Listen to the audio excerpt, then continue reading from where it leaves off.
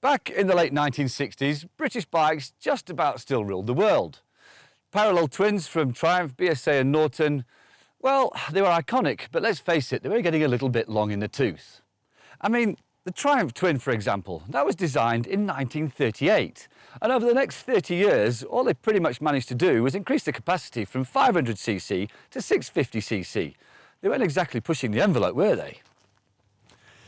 Not that Triumph engineers were sat, well, sucking their tops of the pencils and scratching their heads. Realising that the twin had reached its sell-by date, they set about designing a new engine. The triple-cylinder 750cc engine that found its way into the Tridents and this, the Rocket 3. There were three problems. First, it was rubbish. Actually, that's probably a bit unfair.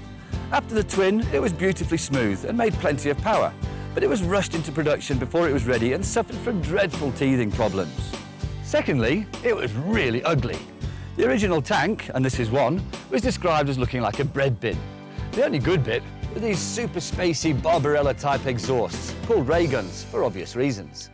The last and most serious problem that the Trident and the Rocket 3 faced was this, the Honda CB750. Released in the same year as the Trident and the Rocket 3, it might as well have been from 20 years in the future, not to mention another universe.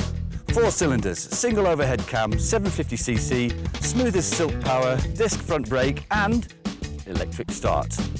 In one form or another, the CB750 remained in Honda's catalogue until 2003.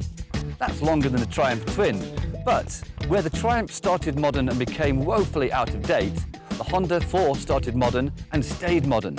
It was the ultimate Japanese motorcycle.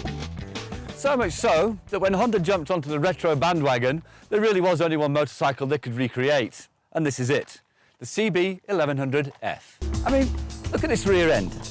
Exactly what you need to have and nothing else.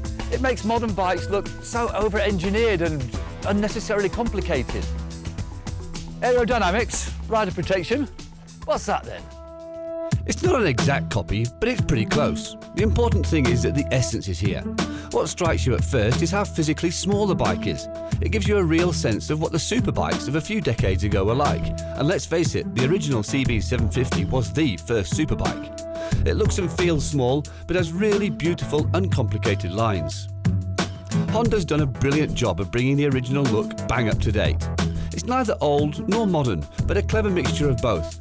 And if you look carefully, the CB1100 celebrates all Honda 4s of the 70s and early 80s, not just the CB750. The 4-into-1 exhaust is reminiscent of the 404.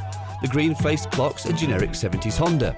The wheels are Comstar copies, and the engine has the look of the first air-cooled twin-cam Honda engines, such as the CB900.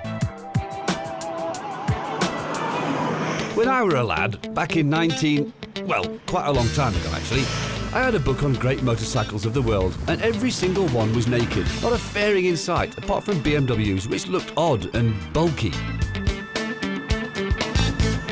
Sports bikes were stripped and lean. And you know, this Honda feels exactly like a bike from the 70s. Once on the move, it's amazing how soft it all feels. From the wide, comfy seat, to the clutch take-up, to the power delivery, to the suppleness of the ride. It's like a big, friendly St. Bernard lying on a feather mattress. It's a skillful blend of old and new.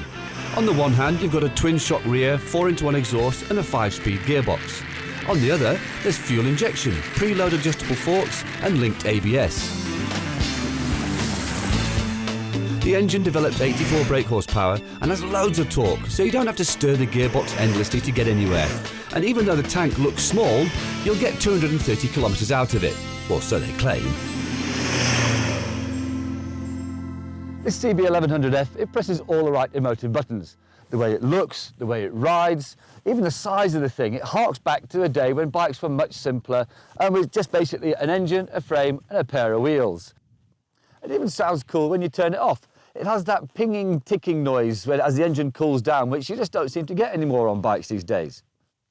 Look, I like my classics, but I also like the performance and the convenience of modern bikes. With this Honda, you kind of get the best of both worlds.